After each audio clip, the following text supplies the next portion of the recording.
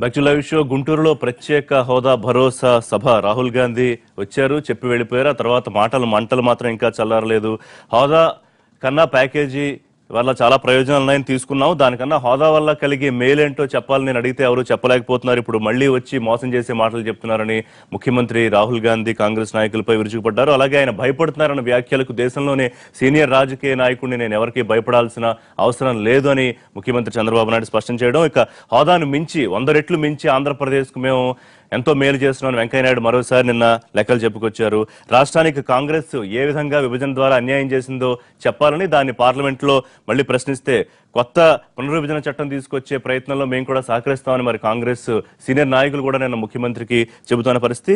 హోదా కోసం మాకన్నా గొప్ప పోరాటం ఎవరు చేశారని వైఎస్ఆర్సీపీ. సో ఇలా ఎవరికి వాళ్ళు తమ క్రెడిట్ ని క్లెయిమ్ చేసుకునే ప్రయత్నంలో అసలు ఈ విషయాన్ని మొత్తం మీద ప్రజలు ఎలా అర్థం చేసుకోవాలి, ఆంధ్రప్రదేశ్ ప్రజలు వాళ్ళు మాట్లాడుతున్న లైవ్ షోలో. మనతో పాటు వాళ్ళు సిహెచ్ఎం కృష్ణారావు గారు జాయిన్ అవుతున్నారు, సీనియర్ జర్నలిస్టు, ప్రముఖ విశ్లేషకుడు, డెక్కన్ క్రానికల్ బ్యూరో చీఫ్ గా ఉన్నారు. అలాగే ముళ్లపూడి రేణు గారు ఆంధ్రప్రదేశ్ టీడీపీ అధికార ప్రతినిధి, కర్ణాటక ఆంజనేయ రెడ్డి గారు ఆంధ్రప్రదేశ్ బీజేపీ అధికార ప్రతినిధి, తులసిరెడ్డి గారు ఏపీసీసీ ఉపాధ్యక్షులు, మాజీ ఎంపీగా ఉన్నారు. గౌతమ్ రెడ్డి గారు విజయవాడ నుంచి మనకి లైవ్ లో అందుబాటులోకి వస్తున్నారు, వైఎస్ఆర్సీపీ అధికార ప్రతినిధి. రైట్ కృష్ణారావు గారు, ముందుగా అనుకున్నట్టు అంటే విభజన ద్వారా నష్టం జరిగింది అనే ఒక ఇంప్రెషన్ ఏదైతే ఉందో కాంగ్రెస్ పార్టీ, దాన్ని పూడ్చుకుని ప్రత్యేక హోదా పేరుతో పుంజుకోవాలని ప్రయత్నంలో ఎంతవరకు వాళ్ళు సఫలీకృతులు అయ్యారు? ఎందుకంటే మీరు చాలా ఉత్సాహం వచ్చింది మాకు, ఇంకా ముందుకెళ్లి పనిచేస్తామని కాంగ్రెస్ నాయకులు చెప్పుకుంటున్నారు. సరే, దోషిగా చూపించాల ప్రయత్నం టీడీపీ బీజేపీ కంటిన్యూస్ గా చేస్తూనే ఉన్నాయి కాంగ్రెస్ పార్టీని. ప్రజలు ఎట్లా అర్థం చేసుకోవాల్సిన అవసరం ఉంది? కన్ఫ్యూజన్ లోకి వెళ్తున్నారా? ఒకటేంటంటే విభజన వ్యవహారం ఉంది, కొన్ని లక్షల కోట్ల సార్లు డిస్కస్ చేసినట్టున్నాం. ప్రతిరోజు ఇదే సమస్య. వీళ్ళ ప్యాకేజ్ అన్నాం, వాళ్ళ స్పెషల్ స్టేటస్ అన్నాం, ఇదే. బట్ ఒకటి ఇవాళ తులసిరెడ్డి గారు కూడా ఇందులో కొంచెం అథారిటీ ఈ విషయంలో మనం కొంచెం నిర్మోహమాటంగా మాట్లాడుకోవాల్సిన వ్యవహారంలో ఫ్యాక్ట్స్లో ఆంధ్రప్రదేశ్ విభజన జరిగినప్పుడు మీకు 10 ఏళ్ల పాటు హైదరాబాద్లో ఉండే అవకాశం ఇచ్చారు. 10 ఏళ్లలో మీ ఇష్టం వచ్చిన చోట రాజధాని నిర్మించుకునే అవకాశం ఇచ్చారు. సో అక్కడ కట్టుబట్టలతో పంపారు అలాంటి ఆర్గ్యుమెంట్ అనేది అదేదో ఊరికే చెప్పడానికి జనాలకి ఏదో ఊహో అలాగా అనుకోవడం తప్ప అది కాదు. నెంబర్ 2, ఆంధ్రప్రదేశ్ విభజన చట్టంలో ఆంధ్రప్రదేశ్కి సంబంధించి తెలంగాణ పక్కన పెడదాం, ఇప్పుడు అది చర్చనీయాంశం కాదు కాబట్టి ఆంధ్రప్రదేశ్కి జరిగిన అన్యాయం ఏమిటి? నాకు తెలిసి పెద్ద ఘోర తప్పులు అన్యాయాలు అయితే ఏం జరగలేదు. ఉదాహరణ చెప్పాలంటే ఇక్కడ ఇంకా నేషనల్ ప్రాజెక్ట్ ఇవ్వలేదు, అక్కడ నేషనల్ ప్రాజెక్టుగా డిక్లేర్ చేశారు పోలవరం. దాన్ని 100%గా డబ్బులు ఇవ్వాలి అని వీళ్ళు నిర్ణయించుకున్నారు, అది మంచిదే, దాన్ని ఎవరు కాదనలేరు, మొత్తం 100%. But otherwise national project status దానికి ఉంది. ఇంకా దాదాపు 11-12 రకాల యూనివర్సిటీలు, సెంట్రల్ ఇన్స్టిట్యూషన్స్, అదో తమ corridor, Chennai to Vizag corridor, ఇక చెప్పాలంటే చాలా ఇవన్నీ చట్టంలో ఉన్నవే. నువ్వు ఇంకోటి వీటిలన్నింటికి అతీతంగా ఆ రోజు కేవలం ఒకే ఒక వ్యక్తి వెంకయ్యనాయుడు గారు అడిగింది రాజ్యసభలో అందరికీ తెలుసు. ఇప్పుడు ఆయన ఏమంటారంటే మీరు ఎందుకు చట్టం చేయలేదు, స్పెషల్ స్టేటస్ అంత సిన్సియర్ అయితే అంటారు. పోనీ వీళ్ళు 3 ఏళ్ళు అయిందిగా, వీళ్ళు చేయొచ్చు కదా.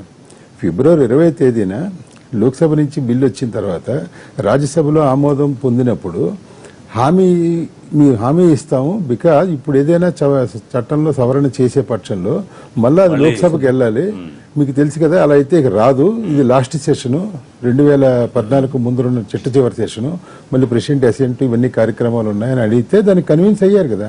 మీరు హామీ ఇవ్వండి అని అడిగింది వెంకయ్యనాయుడు గారు, అరుణ్ జైట్లీ గారు.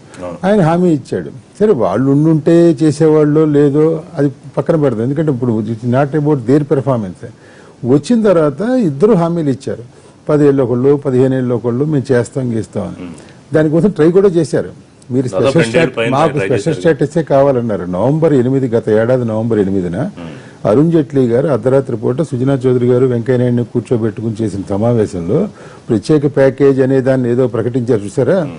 అప్పుడు సాయంత్రం 5 వరకు కూడా సుజనా చౌదరి గారు ఈ వెంట on record, we want special status as well as special package, ఇచ్చినవన్నీ పుచ్చుకుంటాం, రావాల్సినవన్నీ అడుగుతాం అని. చంద్రబాబు నాయుడు గారు కూడా అదే అన్నారు. ఇప్పుడు ఆ స్పెషల్ ప్యాకేజీ ఇంతవరకు దాని చట్టబద్ధత అన్నారు కదా, ఏం చట్టబద్ధతో మరి ఎవరికి తెలియదు. వాట్ క్యాబినెట్ అప్రూవ్డ్ ప్రతి ఏడాది 3,000 కోట్ల చొప్పున 5 సంవత్సరాలకి 15,000 కోట్ల రూపాయలకి స్పెషల్ అసిస్టెన్స్ ఇవ్వడం కోసం దానికి అప్రూవ్ చేశారు. అంటే 15,000 కోట్లేనా సోకాల్డ్ స్పెషల్ స్టేటస్ కి మింజువలే ఇచ్చేది. సో ఇవన్నీ ఇష్యూస్ ఉన్నాయి. ఒకటి రాజకీయ పరంగా ఇది మాట్లాడచ్చు, అది మాట్లాడచ్చు. వీళ్ళకి అడ్వాంటేజ్ కాంగ్రెస్ పార్టీకి, బికాజ్ మేము హామీ ఇచ్చాం, మేము వచ్చి ఉంటే చేసేవాళ్ళం, వీళ్ళు ఉన్నారు, వీళ్ళు చెప్పారు చేస్తా అన్నారు, చేయలేదు అని వాళ్ళు ఇచ్చేయచ్చు. మధ్యలో వైఎస్ఆర్ కాంగ్రెస్ పార్టీ కూడా దీనికోసం పోరాటం చేసింది. కాంగ్రెస్ పార్టీ ధర్నాలు చేసింది, బంధులు చేయించింది, వామపక్షాలు చేశారు, సంతకాల సేకరణ అవి ఇవి చేశారు. కేవీపీ రామచంద్రరావు గారు అయితే రాజ్యసభలో ఆయన రకరకాలు చేశారు. అదేమో టెక్నికల్ దాని వల్ల తీసేశారు, అది ఫైనాన్షియల్ బిల్లు కాబట్టి అది ఇదని. ఇదే ఫైనాన్షియల్ బిల్లు ఉంది కాబట్టి వైవి సుబ్బారెడ్డి గారు ఇప్పుడు అక్కడ పెడుతున్నారు private resolution. Kinjarapu Perramanaidu, Avanthi Srinivas November 8న ప్రత్యేక ప్యాకేజీ ప్రకటించిన తర్వాత కూడా లోక్సభలో అడిగారు, మాకు కావాలి. రామ్మోహన్ నాయుడు, ఎర్రనాయుడు గారు అబ్బాయి, మాకు కావాలి అన్నారు. సో ఇష్యూ అనేది ఏదో క్లోజ్ అయిపోయింది అన్నా, లేదు చెయ్యాలంటే చేయొచ్చు. దాని అడ్వాంటేజ్ ఏంటంటే మొన్న రాహుల్ గాంధీ 70, 90, 30, 20 అంటూ చెప్పుకొచ్చాడు.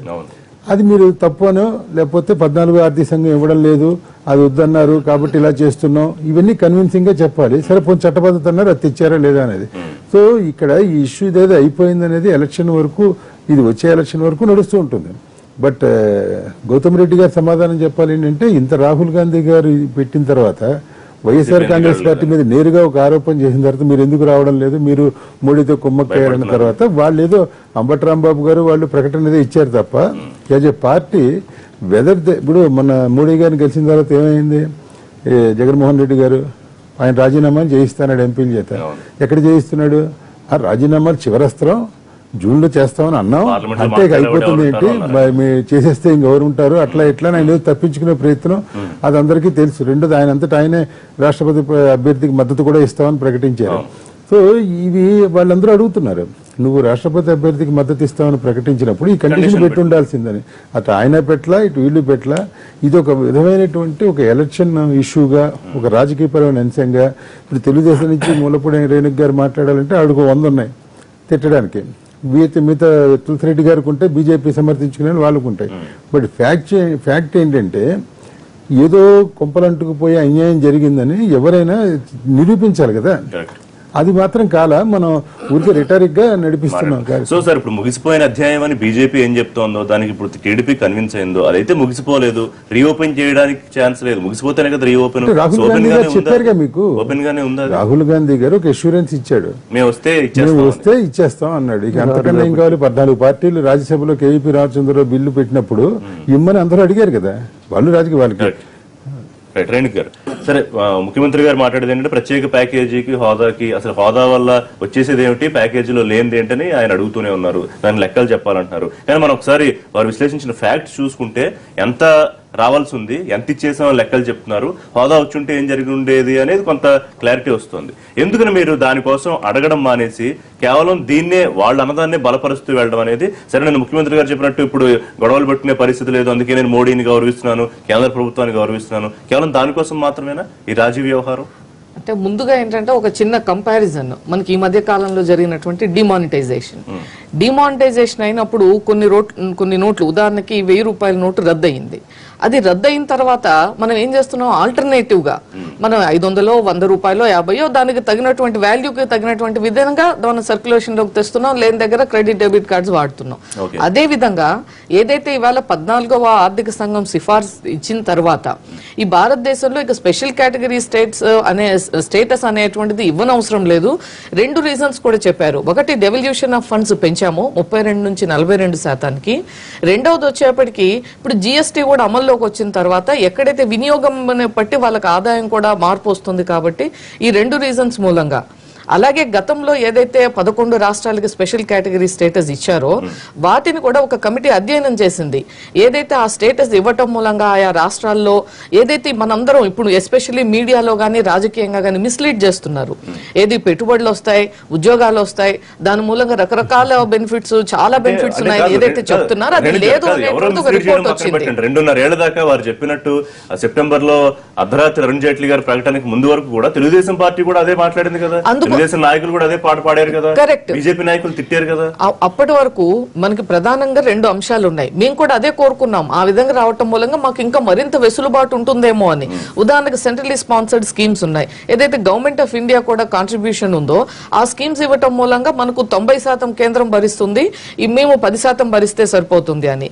అయితే మనం ఒక రాష్ట్రానికి ఉదాహరణకు ఆంధ్రప్రదేశ్ కి తీసుకుంటే 10,000 కోట్ల రూపాయలు మనం ఈ వెల్ఫేర్ ఏదైతే సిఎస్ఎస్ కి సంబంధించినటువంటి వెల్ఫేర్ స్కీమ్స్ జరుగుతున్నాయో అందులో మనకు వచ్చేటువంటి డిఫరెన్స్ గ్యాప్ 70% అయితే 90% అయితే ఎంతైతే గ్యాప్ ఉందో ఆ 2,500 నుంచి 3,000 కోట్ల వరకు ఉన్నటువంటి గ్యాప్ ని మరో రూపంలో మీకు ఇస్తామని చెప్పడం జరిగింది. ఇప్పుడు ఉన్నటువంటి జాతీయ స్థాయిలో మనమంతా కూడా ఒక అలయన్స్ పార్టీగా గానీ ఒక ఫెడరల్ సిస్టమ్ లో మనకు ఏది కంఫర్ట్ అయితే ముందు ఏంటి ఈ రోజు అక్కడ ఉన్నటువంటి ఆకలితో ఉన్నటువంటి వారికి మనం ముందు అన్నం పెట్టాలి తప్ప ఇంకా ఏదో పంచపక్ష పరిమాణాల కోసం చూడకూడదు. First immediate relief. ఈ రోజు విభజన జరిగిన తర్వాత అక్కడ ఉన్నటువంటి ఆర్థిక లోటు గానీ ఉద్యోగాలు లేవు, రెవెన్యూస్ లేవు, పెద్ద ఇండస్ట్రీస్ లేవు, మనం ఈ పెద్దగా నష్టపోయింది ఏమి అని చెప్పి పెద్దలు కృష్ణారావు గారు అన్నారు. అంటే ఆ విషయానికి వస్తే ఈ రోజు ఇక్కడే మనకు అవకాశం ఉంది కదా అని ఇవాళ చూస్తే మనం పరదేశీ పాలన లాగా, అంటే మనం ఒక రాష్ట్రం నుంచి అక్కడికి ఎందుకు వెళ్ళామనంటే అమరావతి నుంచి ఇవాళ పాలన ఇవ్వటం మూలంగా ఎంత ప్రజలకు వెసులుబాటు, అందరికీ వెసులుబాటు. అంటే అది తప్పు అంటారా? అది 10 సంవత్సరాలు ఎందుకు ఇచ్చారు అంటే మామూలు రాజకీయ మామూలుగా చూస్తే ఈ రోజు దేశంలో కొత్త రాష్ట్రాలు వచ్చినప్పుడు వాళ్ళకు స్టెబిలైజ్ అవ్వడానికి పట్టినటువంటి యావరేజ్ టైం 10 years కాబట్టి అంత అవసరం అనుకున్నారు. కానీ చంద్రబాబు నాయుడు గారి ఎఫర్ట్స్ కదా, మనం we have to appreciate that. చెప్తాం మన మహానాడులో ఒక సందర్భంగా మాట్లాడుతూ చంద్రబాబు నాయుడు గారు సిద్ధాంతాలు కాదు వాస్తవ పరిస్థితులకు అనుకూలంగా మార్చుకుంటూ వెళ్లాలన్నారు. సో అదే లైన్ తెలుగుదేశం పార్టీ ఉందని చాలా స్పష్టంగా అర్థమవుతోంది. రాజకీయాల్లో లేకపోతే రాష్ట్రానికి కావాల్సిన ప్రయోజనాల విషయంలోనూ మార్చుకుంటూ వెళ్లడంలో కొంచెం అటు ఇటుగా పెద్ద ఇబ్బంది లేదనే తెలుగుదేశం పార్టీ లైన్. ప్రజల ప్రయోజనాలు మీరు చెప్పేమాట. సో తులసిరెడ్డి గారు, కాంగ్రెస్ పార్టీ ఆ పరిస్థితిని అర్థం చేసుకోలేకపోతుందా, లేకపోతే అర్థమయ్యి కూడా మీరు వారన్నట్టుగా డ్రామాలు ఆడడమో లేకపోతే ముసలి కన్నీరు కార్చడమో మళ్ళీ మోసం చేసే ప్రయత్నం చేయడమో చేస్తున్నారా? ఇక్కడ 5 అంశాలు. 1 ప్రత్యేక హోదా, 2 ప్రత్యేక ప్యాకేజీ, 3 ప్రత్యేక సాయము, 4 108 సెక్షన్ల కింద 13 షెడ్యూళ్ల కింద అంశాలు, 5వది వివిధ శాఖల పరంగా అన్ని రాష్ట్రాలకు ఇచ్చినట్టు మనకి ఇచ్చేది. ఇది 5 అంశాలు. ఈ 5 అంశాలు ఒక్కదానికొకటి ప్రత్యామ్నాయం కాదు, వేటికి వేటి సెపరేటే. ఈడ ప్రత్యేక హోదా వలన కొన్ని ప్రయోజనాలు. సరే మీరు చెప్పేది 2,500 కోట్లు 3,000 కోట్లు సంవత్సరానికి వచ్చి అంతే కదా అంటున్నారు. అదే ఇవ్వండి. ఎందుకు మీకు 18 లక్షల కోట్ల బడ్జెట్ లో 3,000 కోట్ల కోసం మీరెందుకు అంత మొండి పట్టుదల పోతున్నారు? మీరు అదే తక్కువే అనుకుంటే కదా మరి ఇవ్వండి, ఇంత సమస్య లేదు కదా. పోనీ వేరే రాష్ట్రాలు కూడా దాని గురించి పెద్దగా 3,000 కోట్లే కదా అని వేరే అనుకుంటాయి కదా, చట్టంగా అనుకుంటారు కదా, పెట్టండి. 14th ఫైనాన్స్ కమిషన్ అంటారా, పార్లమెంట్ సుప్రీం కదా. కాబట్టి ప్రత్యేక హోదాకు సంబంధించి మీరు చెప్పేటి సాకులని అర్థమవుతుంది ఏ యాంగిల్ తీసుకున్నా కానీ. 2వది ప్రత్యేక ప్యాకేజ్. ప్రత్యేక ప్యాకేజ్ అనేది రాయలసీమకు ఉత్తరాంధ్రకు 13 జిల్లాల్లో 7 జిల్లాలకు స్పెషల్ డెవలప్మెంట్ ప్యాకేజ్ అనే పేరు వాడింది. ఆ పదం అన్నారు ప్యాకేజ్ అని. సెక్షన్ 46 సబ్ సెక్షన్ 3 కింద స్పెషల్ డెవలప్మెంట్ ప్యాకేజ్ ఆల్రెడీ చట్టంలో ఉంది. కాబట్టి మీరు ఆల్రెడీ 24,350 కోట్లు రాష్ట్రం అడిగితే 1,050 కోట్లు ఇచ్చారు. అది ప్యాకేజీకి సంబంధించి. ఆయన అడుగుతున్న లెక్కలు మీరు ఎందుకు చెప్పలేదు? నేను వస్తున్నాను. నేను అదే వస్తున్నాను. నేను 5 అంశాలు చెప్పిన అందుకోసమే 5 అంశాలు చెప్పిన అందుకోసమే 2 అయిపోయినాయి. 3వ అంశము 108 సెక్షన్ల కింద 13 షెడ్యూల్ కింద దాని కింద రెవెన్యూ డెఫిసిట్ వస్తుంది, క్యాపిటల్ వస్తుంది, పోలవరం వస్తుంది, కేంద్రీయ సంస్థలు వస్తాయి, కడప జిల్లా స్టీల్ ప్లాంట్ వస్తుంది, దుగరాజపట్నం వస్తుంది, ఇవన్నీ విశాఖ ఇండస్ట్రియల్ కారిడార్ వస్తుంది. ఇవన్నీ కలిసి దాదాపు 5 లక్షల కోట్ల రూపాయలు అన్నాం వేసుకుంటే కొన్ని. దీంట్లో ఇంతవరకు ఇచ్చింది 10,830 కోట్లు. అరుణ్ జైట్లీ గారి రికార్డు, చంద్రబాబు నాయుడు గారు మన చెప్పిన రికార్డు. దాంట్లో కూడా 3,980 కోట్లు రెవెన్యూ డెఫిసిట్ కింద, 3,350 కోట్లు పోలవరానికి, 2,500 కోట్లు క్యాపిటల్లో ఇంక్లూడింగ్ డ్రైనేజీకి, 1000 కోట్లు మిగతా అన్ని సంస్థలకు కలిసి ఇంతవరకు రిలీజ్ చేసింది. కాబట్టి 5 లక్షల కోట్ల రూపాయలు దాదాపుగాను 10,830 కోట్లు. మీరు చెప్పిన లెక్క తప్పు. ప్రత్యేక హోదాతో 3 నుంచి 3,500 కోట్లే వస్తాయి. ఇప్పటికే 2,30,000 కోట్లు ప్రాజెక్టుల ద్వారా ఇచ్చేసాం ఆంధ్రప్రదేశ్ కి. వెంకయ్యనాయుడు గారు నిన్నే చెప్పారు. నేను ఇదే చెప్తున్నాను. నేను చట్ట ప్రకారం చెప్తున్నాను. చట్ట ప్రకారంలో 108 సెక్షన్లకు 13 షెడ్యూళ్లకు గాను మీరు ఇచ్చింది 10,830 కోట్లే. ఇంకా 4వది వస్తాను. ప్రత్యేక సాయం. మీరు చెప్పే 5వది వచ్చేసి 5వ పాయింట్కి వస్తాను. Right. 4వది ప్రత్యేక సాయం, స్పెషల్ అసిస్టెన్స్ అని చెప్పేసి అరుణ్ జైట్లీ గారు అన్నారు. Correct. ఇంతవరకు స్పెషల్ అసిస్టెన్స్ కింద ఒక్క పైసా రాలేదు. దాని గురించి ఇంకా గైడ్ లైన్స్ కానీ వీళ్ళేమో చట్టం చేయాలని ఏం చట్టమో అర్థం కాలేదు. కాబట్టి దాంట్లో పైసా రాలేదు ఇంతవరకు. ఇంకా 5వది మొన్న అమిత్ షా గారు చెప్పినటువంటి 1,75,000 కోట్లు కానీ, నిన్న వెంకయ్యనాయుడు గారు చెప్పినటువంటి 2,40,000 కోట్లు కానీ, ఇది 2,40,000 కోట్లు కానీ, లక్షల కోట్లు. ఇది అన్ని రాష్ట్రాలకు వివిధ శాఖల ద్వారా ఇప్పుడు నేషనల్ హైవేస్ ఉన్నాయి, లేకుంటే స్మార్ట్ సిటీస్ ఉన్నాయి, లేదంటే అమృత పథకం ఉంటుంది. అన్ని రాష్ట్రాలకు ఇచ్చినట్టే మన రాష్ట్రాలకు ఇచ్చారు. ఇంతకంటే ఎక్కువ వచ్చేసి అది కూడా ఏమి ఇచ్చినేటి ఇవ్వబోయేటి అంటే నావి రెడ్డేరివి కలిసి 101 గానులు అన్నట్టు. అంటే ఇచ్చింది ఒక గాడి, ఇచ్చింది ఒకటి, ఇవ్వబోయేటి. ఆ విధంగా వచ్చేసి ఇవన్నీ ఇది యాక్చువల్ గా చెప్తా ఉండేది 2,40,000 కోట్లు కానీ 1,70,000 కోట్లు కానీ. దీంట్లో అందుకే చెప్తున్నాను, ఇవి శాఖాపరంగా అన్ని రాష్ట్రాలకు ఇచ్చినట్లే. ఇంకా 42% అన్నామా, అది అన్ని రాష్ట్రాలకు ఇచ్చినట్టే 42% మనకు స్పెషల్ కాదు. కాబట్టి ఇక్కడ ఈ 5 సెపరేటు, ప్రత్యేక హోదా సెపరేటు, ప్రత్యేక ప్యాకేజ్ సెపరేటు, ప్రత్యేక సాయం సెపరేటు, మిగతా చట్టం సెపరేటు. ఇంత క్లియర్ గా కాంగ్రెస్ లెక్కలు చెప్తూ ఉంటే మరి ముఖ్యమంత్రి గారు నేను అడుగుతున్నాను, మీరు ఎవరు లెక్కలు చెప్పట్లేదు, మీరు పారిపోయారంటారు. బాగా ఒక ఆడిటర్ లాగా చాలా ఫిగర్స్ చెప్పారు. కానీ ఒక కాంగ్రెస్ పార్టీ వాళ్ళలాగా మాట్లాడితే వాళ్ళ యొక్క చరిత్ర, వాళ్ళు ఇతర రాష్ట్రాల్లో ఇచ్చినటువంటి హామీలు, వాళ్ళు నెరవేర్చినటువంటి తీరు కూడా చెప్తే బాగుండేది. ఏదో సామెత చెప్తారు, శ్రీనాథ్ గారి బర్త్డే సింగపూర్ వరకు ఇప్పుడు ఒకటి ఋషి గారు ఇప్పుడు అది చాలా చెప్పారు కదా. అసలు ఇదంతా లేకుండా ఉండటానికి షార్ట్ కట్ సూటిగా చేసుంటే పని సరిపోయేది.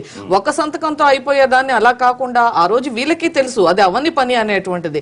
కాబట్టి దాన్ని ఆ రోజు కాకుండా హామీ కింద చెప్పారు, రాజ్యసభలో పెట్టిన దాన్ని క్యాబినెట్ లో పెట్టకుండా నెల రోజుల పాటు ఏం చేశారు, నిద్రపోయారు. ఆ రోజు కాంగ్రెస్ పార్టీ ఏం చేశారు, ఈ రోజు ఈవెన్ ఇంక్లూడింగ్ బుందేల్ఖండ్ గురించి గౌతమ్ రెడ్డి గారు ఇందాక కృష్ణారావు గారు పాయింట్ రేస్ చేశారు. నేను కూడా నిన్న మీ వాళ్ళని అడిగాను, సరైన సమాధానం రాలేదు. హోదా కోసం పోరాడుతున్నాము, మేమే పోరాటం చేస్తున్నాము, ఎన్నికల ఎజెండా కూడా మాదే, అదే ఎంపీలతో రాజీనామాలు చేయిస్తామన్నారు. తర్వాత రాష్ట్రపతి ఎన్నిక మీరు అడిగారో మద్దతు ఇచ్చారో, లేదా అడగకుండా మద్దతు ఇచ్చారో మద్దతు ఇచ్చారు. తర్వాత పెద్ద సభ జరిగితే వైఎస్ఆర్సీపీ అందులో పార్టిసిపేషన్ లేదు. ఏంటి వైఎస్ఆర్సీపీకి దీనికి ఒక ప్రత్యేకమైన విధానం ఉందా, క్లారిటీ ఉందా, కమిట్మెంట్ ఉందా? ఈ రాష్ట్రంలో చిత్తశుద్ధిగా వర్క్ చేసింది, ఫైట్ చేసింది, చేస్తూ ఉన్నటువంటి వైఎస్ఆర్ పార్టీ ప్రత్యేక హోదా కోసం దీన్ని మాయ చేసి మసిగొల్చి మారేడికాయ చేసినటువంటి టీడీపీ. ఈ విభజన గాయాలు చేసినటువంటి కాంగ్రెస్, టీడీపీ వాళ్ళు, బీజేపీ వాళ్ళు. ఈ గాయాలు మాన్పక ముందే ఇవాళ ఆ హోదాని పక్కన పెట్టి ప్యాకేజీ అనేది తీసుకురావడం జరుగుతోంది. అరుణ్ జైట్లీ గారు 1,75,000 కోట్ల రూపాయలు మనకి ఇచ్చామని చెప్తున్నారు. కానీ చంద్రబాబు నాయుడు గారు దానికి లెక్క చెప్పట్లా. వచ్చినాయి ఆయన దాచుకున్నాడా, లేదంటే కనుక రాలేదా, ఏం వచ్చినాయి అని చెప్పాల్సినటువంటి బాధ్యత ఉంది నోరు మెదపట్ల.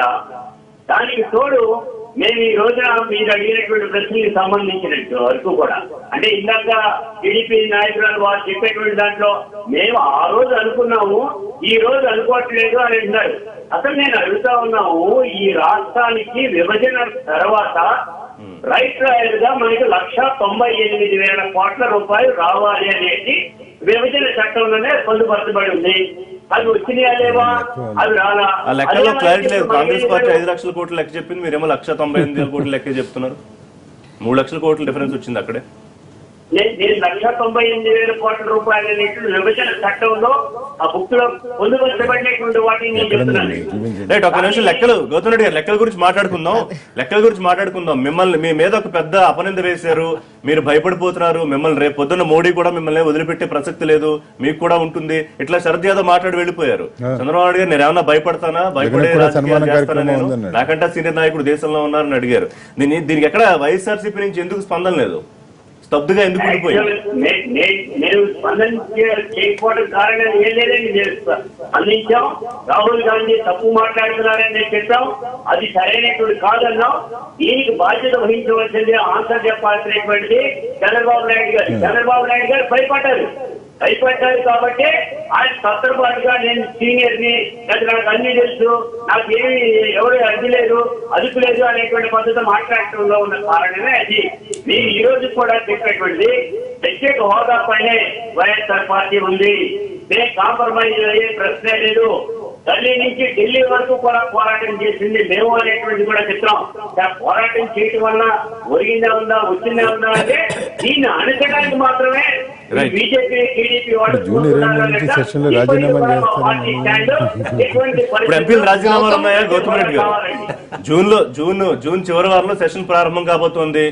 మొదటి రోజు రాజీనామాలు చేయబోతున్నారా? ఎట్లా, ఏంటి యాక్షన్ ప్లాన్? ఎటువంటి పరిస్థితుల్లో జగన్మోహన్ రెడ్డి గారు రాజీనామాలు చేయించే పరిస్థితి ఉంటుంది. అదే కూడా సర్టెన్ టైం అనేటువంటిది పెట్టుకున్నాం. ఆ టైం అనేటువంటిది మేము ఈ రోజున మేము చెప్పాల్సిన అవసరంలా. ఇది ఒక బ్రీతింగ్ టైం. ఎలాగో ఎన్నికలు, రాష్ట్రపతి ఎన్నికలు జరుగుతున్నాయి కాబట్టి రాష్ట్రపతి ఎన్నికల అనంతరం కూడా బయటకు వస్తుంది. చెప్తాను ఒక నిమిషం. గౌతమ్ రెడ్డి గారు, జగన్మోహన్ రెడ్డి అన్నారు గతంలో మన విలేకరులు అడిగిన ప్రశ్నకి రాజీనామాలు చేస్తే ఎట్లా, మరి ఎవరు పోరాడతారు పార్లమెంట్ లో, మేమే రాజీనామాలు చేసేస్తే అని చెప్పి. మరి రాజీనామాలు చేసి పోరాడతారా బయట, లేకపోతే సభలో ఉండి పోరాడతారా? ఒక క్లారిటీ వచ్చిందా? సార్, ఇప్పుడు మేము చెప్పేటువంటిది జగన్మోహన్ రెడ్డి గారు ఈ రాష్ట్రపతి ఎన్నికల తర్వాత దీనిపైన నిర్ణయం తీసుకుంటారు. జగన్మోహన్ రెడ్డి గారు ఎటువంటి పరిస్థితుల్లోనూ కూడా ఆడిన మాట తప్పే పరిస్థితి లేదు, వెనకడుగు వేసే పరిస్థితి లేదు, మడం తిప్పే ప్రశ్నే లేదు. మా పోరాటం రోడ్డు మీదకి వచ్చి చేయటం అనేటువంటిది సాధ్యం అండి. 1,90,000 కోట్లు లేదా తెలుగుదేశం పార్టీ మీద వేసిన పుస్తకం ఒకటి వేసారు 1,50,000 కోట్లు అని. బహుశా గౌతమ్ రెడ్డి గారు ఒక నిమిషం మళ్ళీ మాట్లాడతా. ఆంజనేయ రెడ్డి గారు ఏం చెప్తారు జరుగుతున్న వ్యవహారానికి సంబంధించి? మొట్టమొదటిగా ఇస్రో శాస్త్రవేత్తల్ని హృదయపూర్వకంగా అభినందిద్దామండి. చాలా విజయాలు సాధించారు. ఇస్రో అండ్ బీజేపీ విజయాలు సాధించడం అలవాటుగా మార్చుకున్నది. అది నేను చెప్పదలుచుకున్నది ఒకటి. రెండోది, మొన్న గుంటూరులో జరిగిన సభ దేనికోసం పెట్టినట్టండి? ప్రత్యేక హోదా వస్తే ఏమి లాభాలు వస్తాయి ఈ రాష్ట్రానికి ఏమైనా ఒక్కరన్నా ఒక్కరు మాట్లాడారా? గుంటూరు సభ మొత్తం మోడీని తిట్టడానికి, అవన్నీ కాకి లెక్కలు చెప్తుంటారు. మోడీని తిట్టడానికి, మోడీ మీద విమర్శలు చేయడానికి, మోడీని దాడి చేయడానికి తప్ప గుంటూరు సభ ఇంక దేనికి పనికిరాలేదు. తెలంగాణ సభతో పోల్చుకుంటే గుంటూరు సభ చాలా పేలవంగా జరిగిందని నేను అనుకుంటున్నాను ఆ జనాన్ని చూసినప్పుడు. రెండోది, మీరు చెప్పారు అంటున్నారు. మేము చెప్పలేదని మేము చెప్పలేదు, మేము చెప్పాం. కానీ మారిన పరిస్థితుల దృష్ట్యా కొన్ని అభిప్రాయాలు మార్చుకోకూడదా? తప్పేం లేదా? మనం బ్యాంకుల జాతీయకరణ 50 సంవత్సరాల కిందట శ్రీమతి ఇందిరాగాంధీ చేసింది. తర్వాత మారుతున్న పరిణామాల్లో ప్రైవేటు బ్యాంకులు కూడా రావడం లేదా? ఈ రోజు అనేక సంవత్సరాలుగా ప్రత్యేక హోదా ఉన్న రాష్ట్రాలు ఉన్నాయి. వాటి ఆర్థిక పరిస్థితి ఏమిటి? 2017 కల్లా ఏ రాష్ట్రానికి కూడా ప్రత్యేక హోదా ఉండడం లేదు. మారుతున్న పరిణామాల్లో 14వ ఆర్థిక సంఘం చెప్పిన విషయాలను దృష్టిలో పెట్టుకున్నప్పుడు ఏ రాష్ట్రానికి ప్రత్యేక హోదా అవసరం లేదు. ఈరోజు ఒక దేశం, ఒక ట్యాక్స్ అనే పద్ధతిలోకి వచ్చాం. అదేవిధంగా పన్నులు 32% నుంచి 42% రాష్ట్రాలకు ఇచ్చాం. 42% కాదు, డైరెక్ట్ గా పంచాయతీలకు వచ్చే పన్నులకు వచ్చినప్పుడు 47-50% వస్తుంది. ఈ మారిన పరిస్థితుల్లో మనం కూడా మారినట్టుగా ఎందుకు ఆలోచించకూడదని నేను చెప్తున్నాను. ప్రత్యేక హోదా ఏ రాష్ట్రాలకు ఇస్తారు? ప్రత్యేక హోదా ఇవ్వడానికి కొన్ని పారామీటర్స్ ఉన్నాయి. ఆ పారామీటర్స్ లేక మన ఆంధ్రప్రదేశ్ రావడం లేదు. మీరు అనొచ్చు వెంకయ్యనాయుడు గారు మేము చెప్తున్నాం, కృష్ణరావు గారిని అడగండి, చెప్పాం. ఎక్కడ ఇస్తామంటే ముందర అడిగినప్పుడు ఇవన్నీ చెప్పలేదు, చెప్పాం. అక్కడ నిరుద్యోగ సమస్య చెప్పడానికి క్షమాపణ చెప్పొచ్చు కదండి.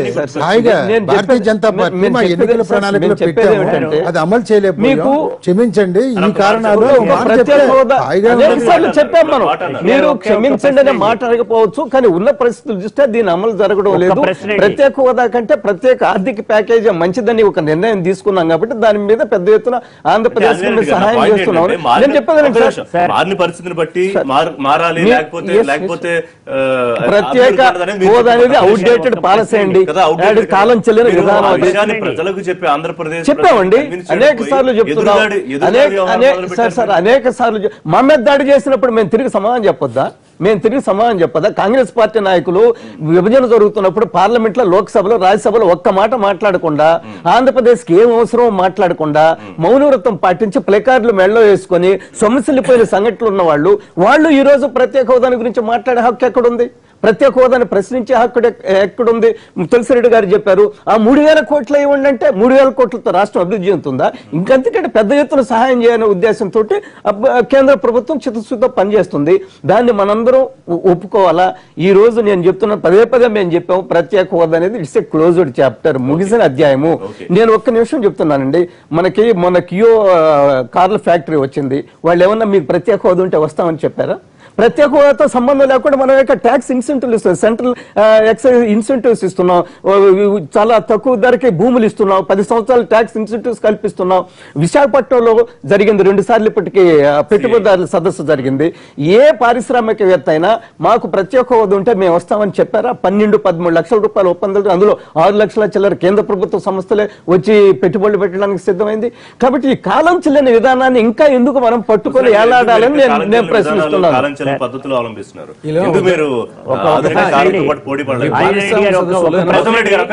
ఈ పారిశ్రామిక సదస్సులు ఎవరైనా గానీ ప్రత్యేక హోదా వద్దన్నారా? కావాలని అడిగారంటే చెప్పండి. ముందు వచ్చేసి సదస్సు వచ్చేసి వద్దన్నారా అంటాను.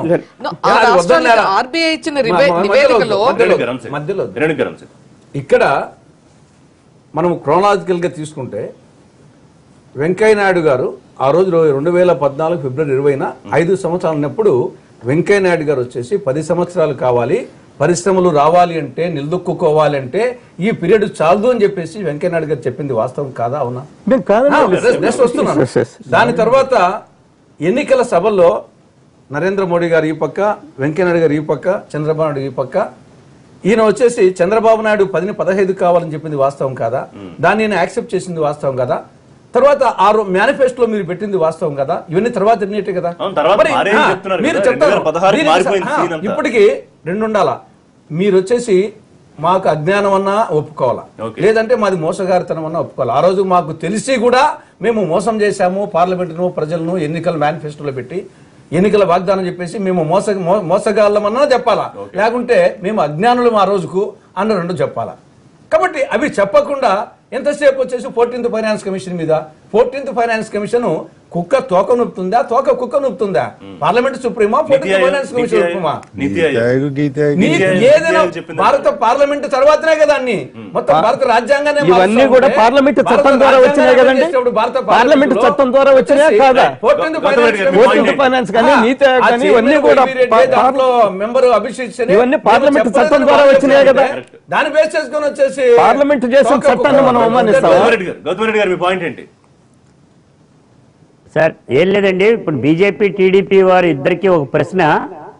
చట్టానికి సంబంధించి 7 మండలాలు, తెలంగాణలో ఉండేటువంటి 7 మండలాలు తీసుకొచ్చి ఆంధ్రప్రదేశ్లో కలపటానికి రానటువంటి అడ్డంకి ఈ ప్రత్యేక హోదా ఇచ్చేటువంటి దాంట్లోనే ఎందుకు వచ్చిందండి? మీరు కావాలని చేస్తున్నారు అనేటువంటి కనపడతా ఉంది. రాష్ట్రాన్ని అధోగతి పాలు చేయటానికి. కానీ రేణుకా గారిని మెచ్చుకోవాలి. మేము ఆనాడు అనుకున్నాం, ఈనాడు అనుకోవట్లేదు. ఆ రోజు ప్రయోజనం ఉంటుందనుకున్నా. అంటే చంద్రబాబు నాయుడు గారు అజ్ఞానంలో కొట్టుకుపోయి రాజకీయాలు మాత్రమే చేసి ప్రజల్ని మోసం చేద్దాం అనేటువంటి పద్ధతిలోనే మీరు మేనిఫెస్టోలో పెట్టారనేటువంటిది ఒప్పుకున్నారు. కాబట్టి ధన్యవాదాలు వారికి. కానీ నేను ఈ రోజు చెప్తా ఉన్నాం, ప్రత్యేక హోదా ఇప్పటికీ ఇవ్వటానికి చట్టంలో కూడా పొందుపరచబడినటువంటి వాటిల్లో నేను చెప్పగలను. కానీ మీరు అది చేయగలరా? మీరు ప్రశ్నిస్తున్నానండి. కూడా ఊహించండి, ఇవాళ పోలవరంకి 100% ఇరిగేషన్ కాంపోనెంట్. ఉదాహరణకు అదే చెప్తున్నారు, నాన్ బీజేపీ యూటర్న్. ఇవాళ ఎందుకు ఆంధ్రప్రదేశ్ లో పెట్టుబడులు వస్తున్నాయి? ఎందుకు ఆర్బీఐ ఇచ్చిన నివేదికలో ఎందుకు 1.2% వీళ్ళు చెప్పేటువంటి స్పెషల్ కేటగిరీ స్టేటస్ ఉన్నటువంటి హిమాచల్ ప్రదేశ్ లో వచ్చినటువంటి పెట్టుబడులు 1.2%. ఇవాళ ఏపీకి వచ్చింది 15.8%. ఎందుకు వచ్చాయి? కాబట్టి ఇక్కడ ఒక సుపరిపాలన. అంతకుముందు ఆంధ్రప్రదేశ్ అంటే ఒక స్కామ్స్. ఇక్కడ ఏం జరిగిందో చూపించండి, పలానా పని జరిగిందని చూపించండి. ఒక పేదవాడికి ఇల్లు ఇచ్చారా మీరు? ఒక ఉద్యోగం ఇచ్చారండి? చెప్పండి. జరుగుతున్నాయి, ఇరిగేషన్ ప్రాజెక్ట్స్ జరుగుతున్నాయి, కేంద్ర నేషనల్ ప్రాజెక్ట్స్ కింద అనౌన్స్ చేసినవి ఉన్నాయి. ఏ ప్రాజెక్ట్ కైనా 100% ఇచ్చిందా? విభజన తర్వాత ప్రతి రాష్ట్రానికి వచ్చాయండి అవి. అది మేము, అది చంద్రబాబు నాయుడు గారి యొక్క పనితీరు, చిత్తశుద్ధి, మా యొక్క కమిట్మెంట్. అదే విధంగా ఎక్స్టర్నల్ ఎయిడెడ్ ప్రాజెక్ట్స్ ప్రత్యేక హోదాతో సంబంధం లేకుండా